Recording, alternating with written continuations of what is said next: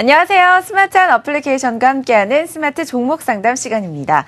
시청자 여러분들께서 갖고 계신 개별 종목 상담 도와드리고 있는데요. 스마트폰 어플리케이션과 유선 전화로 간편하게 참여하실 수가 있습니다. 네, 오늘 포털 사이트 검색 상위 종목에는 어떤 종목들이 이름을 올리고 있는지 종목 핫앤쿨 살펴보도록 하겠습니다.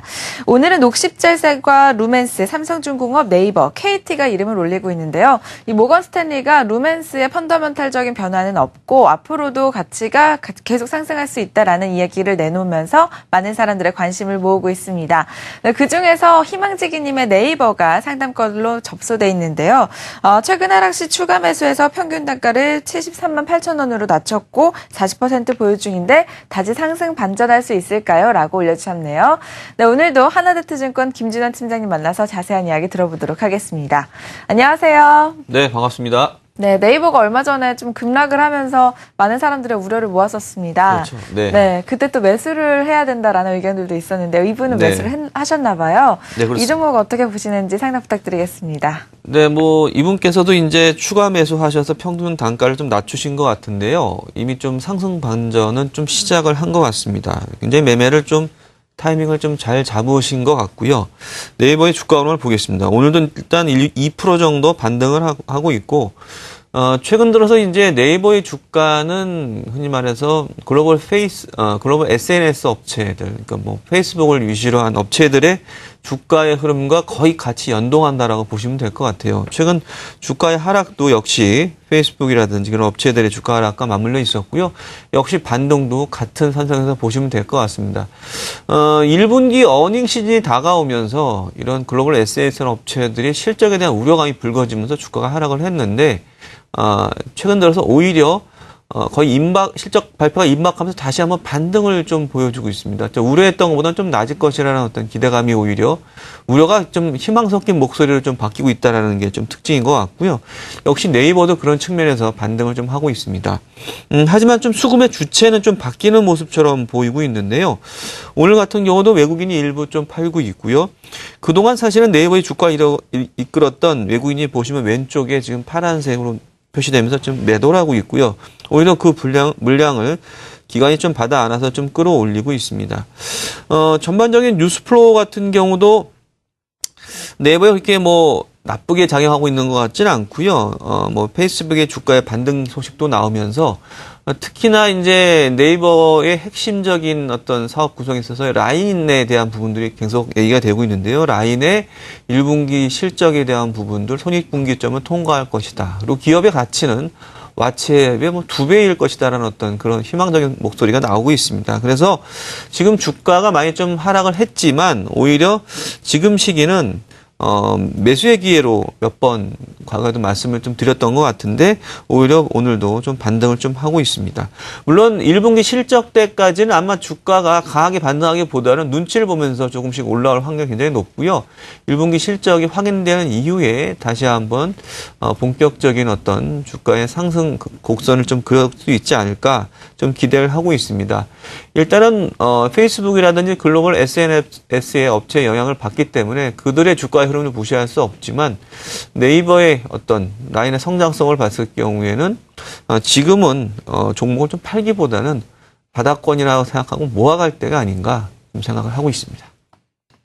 네, 네이버 상담 도와드렸습니다. 저희 스마트 어플리케이션 상담은 스마트폰 어플리케이션으로 간편하게 참여하실 수가 있는데요. 현재 다른 분들은 어떤 종목 상담받고 계신지 스피드 클리닉 시작해 주시죠. 네, 여러 종목들이 올라오고 있는데요. 환율과 관련된 악재에 대한 종목들도 있고요. 솔브레인이라는 종목이 올라와 있죠. 우리 정영호 매니저께서 매수 의견 주셨는데요.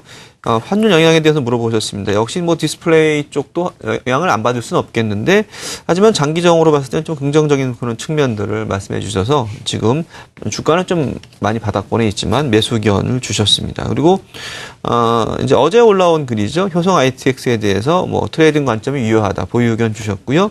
동성제약도 역시 좀 보유 의견 주셨습니다. 그리고 인프라웨어에 대해서 이제 비중이 너무 큰데 걱정이다. 역시 이제 주가가 이제 바닥권에서 좀 머물고 있죠. 그래서 이제 바닥권에서 횡보 중이지만 뭐 좀 모멘텀 아직 형성되고 있지 않다. 하지만 지금 역시 주가가 추가적인 하락보다는 횡보 이후에 다시 상승 곡선에 대한 기대감. 그래서 지금 매수 의견 저희 김치국 매니저가 주셨습니다. 스마트폰 어플을 이용하시면 이렇게 여러분이 보유하신 종목들 실시간으로 진단을 봐주실 수 있으니까요. 불편하신 종목이 있거나 문제가 있는 종목, 또 고민이 되는 종목들은 상담을 받으시기 바랍니다. 네, 자세한 상담은 유선 전화로 연결해 보시기 바라겠습니다. 자, 마지막 시간입니다. 이 종목 어떤가요? 시간인데요. 시청자 여러분들께서 궁금해하시는 관심 종목을 자세히 살펴드립니다. 오늘은 좋은 세상님의 두산중공업을 만나보도록 할 텐데요. 36,000원에 매수해도 될까요? 라고 올려주셨어요. 네. 올해 실적도 괜찮을 거라는 이야기가 있고 또 박스권 상단만 돌파하면 상승세를 이어갈 수도 있다라는 이야기도 해주시는 것 같은데요. 팀장님께서는 어떻게 보시는지 상담 부탁드리겠습니다. 네, 저도 올해는 두산중공업 좀 좋아지지 않을까 생각을 하고 있는데요. 이분께서 지금 매수하려는 단가 36,000원입니다. 근데 오늘 36,000원을 하회했네요. 35,700원인데 차트 흐름 잠깐 좀 보겠습니다. 주가는 좀 바닥권에서 머물고 있죠. 두산중공업 같은 경우에 이제 가장 큰 게 이제 원자력 관련된 부분인데 역시 센티멘탈한 측면에서 굉장히 좀 위축이 되어 있는 건 사실인 것 같습니다. 하지만 주가는 이제 바닥권을 찍고 좀 반등에 좀 모색을 좀 하고 있다라고 말씀을 드려야 될 것 같고요. 수급도 물론 일관되게 메이저급들이 들어오는 건 아닙니다. 외국인 지금 물량이 들어오고 있지만 기관은 좀 팔고 있고요. 그러니까 기관과 외국인 수급이 좀 엇갈리면서 강한 상승세가 일어나기보다는 바닥에서 좀 다지는 형태의 주가 흐름을 좀 보이고 있다라고 말씀을 드려야 될 것 같고 일단 1분기 실적은 시장의 컨센서스와 일치하지 않을까. 그래서 1분기 실적은 어떤 주가의 악재가 되기보다는 안정감 있는 그런 부분이 나올 것 같고요. 이제 2분기부터 본격적인 수주 모멘텀이 올라올 수 있다는 기대감이 좀 충만히 해 있습니다. 그리고 4, 5월부터 향후에 추가적인 원자력 발전에 대한 발주에 대한 부분들 그리고 해외 원자력 발주에 대한 또 모멘텀이 있다 보니 지금은 주가가 바닥권이라서 지금 모아갈 시기라고 판단하고 있고요. 말씀해 주신 것처럼 지금 36,000원 선, 36,000원 밑에서는 저가 분할 매수가 가능한 시기가 아닌가 좀 생각을 하고 있습니다. 그리고 최근 들어 또 기계업종들 조금씩 반등하는 모습들도 보여주고 있기 때문에 그런 흐름도 좀 체크해 보시면 어떨까 생각을 하고 있습니다. 추가적인 상담 원하시면 전화 상담하시면은 저희가 또 자세한 설명을 또 드리도록 하겠습니다. 네, 친절한 오전 상담 감사드리고요. 잠시 후 오후 시간에 다시 찾아뵙도록 하겠습니다. 네, 고맙습니다. 네, 감사합니다. 네, 시청자 여러분들께서 궁금해하시는 종목을 상담해드리고 있습니다. 스마트폰 어플리케이션과 유선 전화로 상담하실 수가 있으니까요. 궁금한 종목 다들 있으시죠? 혼자서 고민하지 마시고 저희 스마트 종목 상담 활용해 보시길 바라겠습니다.